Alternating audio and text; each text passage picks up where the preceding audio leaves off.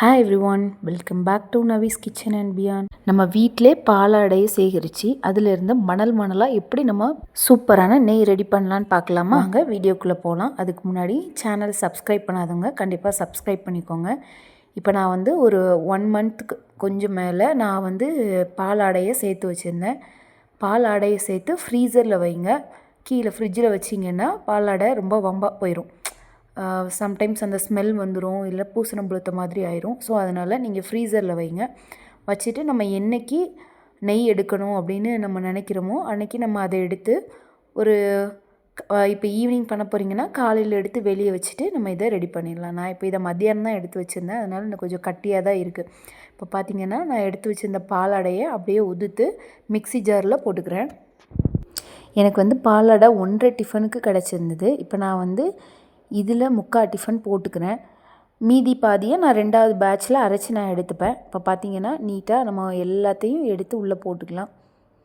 இந்த இது ஜார்க்குள்ளே போட்டதுக்கப்புறம் கட்டியாக இருந்துச்சுன்னா லைட்டாக குத்தி விட்டுக்கோங்க அந்த கட்டியெல்லாம்.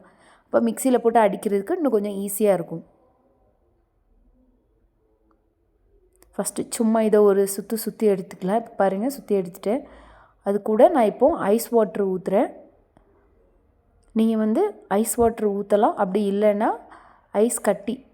ஐஸ் க்யூப்ஸ் போட்டும் அடிக்கலாம். நான் இப்போ ஐஸ் வாட்டர் தான் ஊற்றி அடிக்கிறேன். எப்போவுமே நான் ஐஸ் வாட்டர் தான் ஊற்றுவேன். தண்ணி ரொம்ப நல்ல சில்லுன்னு இருக்கணும். இப்போ பார்த்திங்கன்னா ஒரு அடி அடித்து எடுத்துகிட்டு வந்துட்டேன். பாருங்கள், திரண்டு ஒரு பால் மாதிரி வந்திருக்கா கட்டியாக. இப்போ திருப்பி அகெயின் நம்ம இன்னும் கொஞ்சம் கூல் வாட்ரு ஊற்றி திருப்பி ஒரு 5 நிமிஷத்துக்கு அடித்து எடுக்கணும். நிறைய தண்ணி ஊற்றிடாதீங்க, அப்புறம் மிக்ஸி ஜார்லேருந்து அது வெளியே கொட்ட ஆரம்பிச்சிடும். அதனால் கொஞ்சம் கொஞ்சமாக ஆட் பண்ணி அடிங்கிறேன்.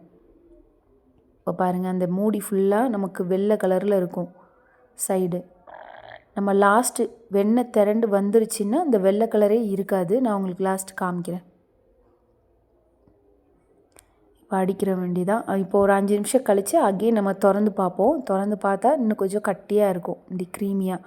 அகெயின் திருப்பி இன்னும் கொஞ்சம் தண்ணி ஊற்றி திருப்பி ஒரு தடவை அடிங்க. ஒரு 5 நிமிஷம் அடிங்க. இப்போ பார்த்திங்கன்னா அந்த ஒயிட் கலர் ஃபுல்லாக கொஞ்சம் இல்லாமல் அந்த உள்ள தண்ணியே மோர் மாதிரி நமக்கு ஒரு பார்க்குறதுக்கு தெரியும் அந்த மூடியில். இன்னும் ஒரு 5 நிமிஷத்துக்கு தொடர்ச்சியாக அடிக்கணும்.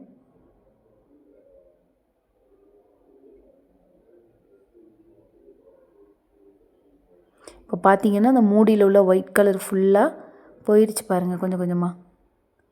இப்போ பாருங்கள், இப்போது ஒரு மாதிரி நுரையாக இல்லாமல் இப்போ இன்னும் கொஞ்சம் கட்டியாக வந்திருக்கும். இப்போ திருப்பி இன்னும் கொஞ்சம் தண்ணி ஊற்றி இன்னொரு தடவை அடிக்கணும்.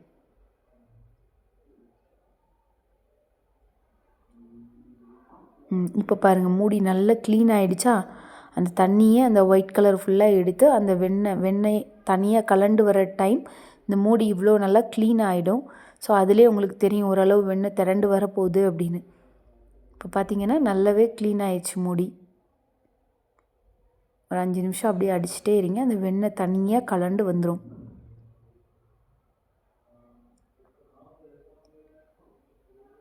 இப்போ பார்த்திங்கனாலே தெரியும்.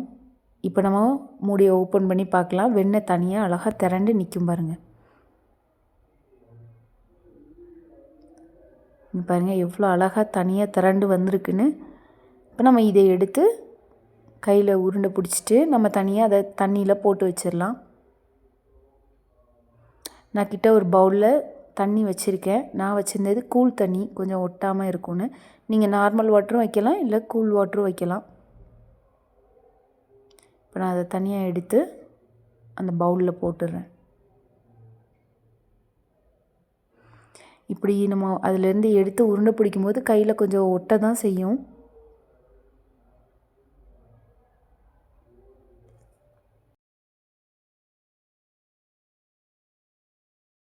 இப்போ பார்த்திங்கன்னா நம்ம அந்த தண்ணியை ஃபுல்லாக தூர ஊற்றிடலாம். ஜாரில் இருக்க தண்ணியை ஃபுல்லாக தூர ஊற்றிட்டு நான் இன்னும் கொஞ்சம் பாலாடை இருக்குதுன்னு சொன்னேன்ல, அதையும் அடித்து நான் இந்த மாதிரி வெண்ணெயாக எடுத்துகிட்டு வந்துடுறேன்.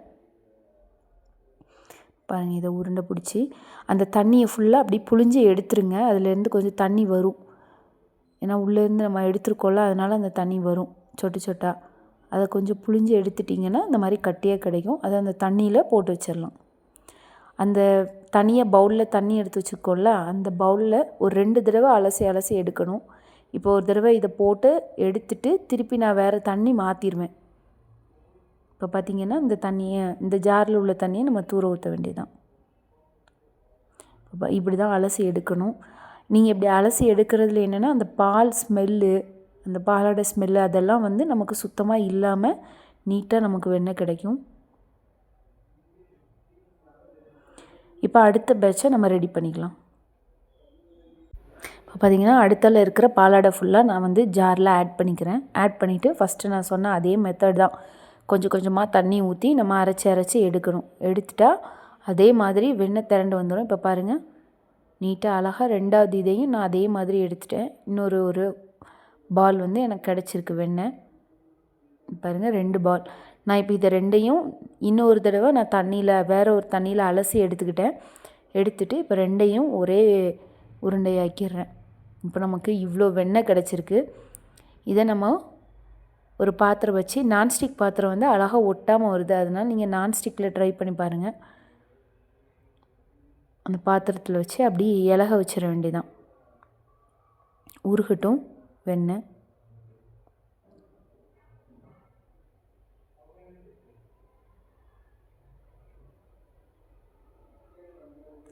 இந்த வெண்ணெயை பார்க்கவே ரொம்ப அழகாக இருக்குங்க. இந்த வெண்ணெயை நம்ம வீட்டு யூஸ்க்கும் வச்சுக்கலாம். நீங்கள் வெண்ணெய்லாம் யூஸ் பண்ணுறீங்க அப்படின்னா, பட்டர்லாம், அதுக்கு பதில் இதை வச்சு யூஸ் பண்ணலாம்.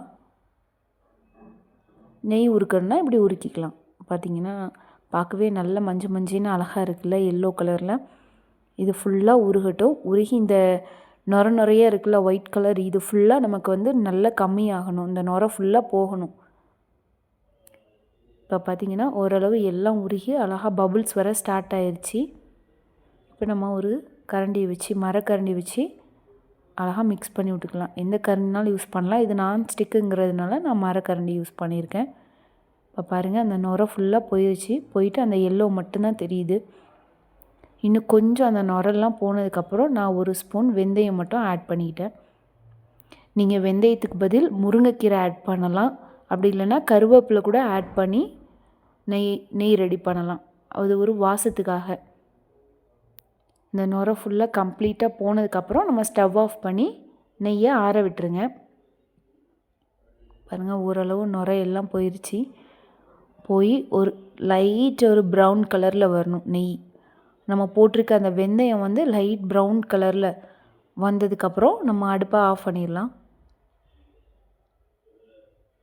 இப்போ பாருங்கள், நான் அடுப்பை ஆஃப் பண்ணிட்டேன். நல்லா ஆறிடுச்சு. நெய்யும் பாருங்கள் லைட் ஒரு ப்ரௌனில் இருக்கா. உள்ளே போட்ட வெந்தயமும் லைட்டாக ஒரு ப்ரௌன் கலரில் ஆகிருக்கும். அதெல்லாம் கசடு தான். நம்ம இப்போ வடிகட்டி அதை ஃபுல்லாக அப்படியே எடுத்துக்கலாம்.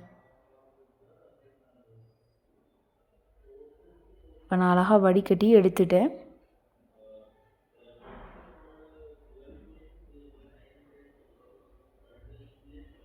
இன்னும் ஒரு அரை மணி நேரம் வச்சுருந்திங்கன்னா அந்த நெய் அழகாக நல்ல ஒரு எல்லோ கலரில் சூப்பராக வந்துடும். இப்போ நான் இந்த பவுலில் இருந்து நான் ஒரு பாட்டிலில் உங்களுக்கு ஊற்றி காட்டுறேன் பாருங்கள், எப்படி அழகாக எல்லோ கலரில் இருக்குதுன்னு. மணலாக நம்ம வீட்டிலே நெய் ரெடி பண்ணிடலாங்க. ட்ரை பண்ணி பாருங்கள் கண்டிப்பாக. வேஸ்ட்டாக நீங்கள் பாலாடையை தூட போடுறதுக்கு இந்த மாதிரி நம்ம சேகரித்து வச்சு நம்ம வீட்டிலே சூப்பராக நெய் ரெடி பண்ணலாம். ட்ரை பண்ணி பாருங்கள் மறக்காமல்.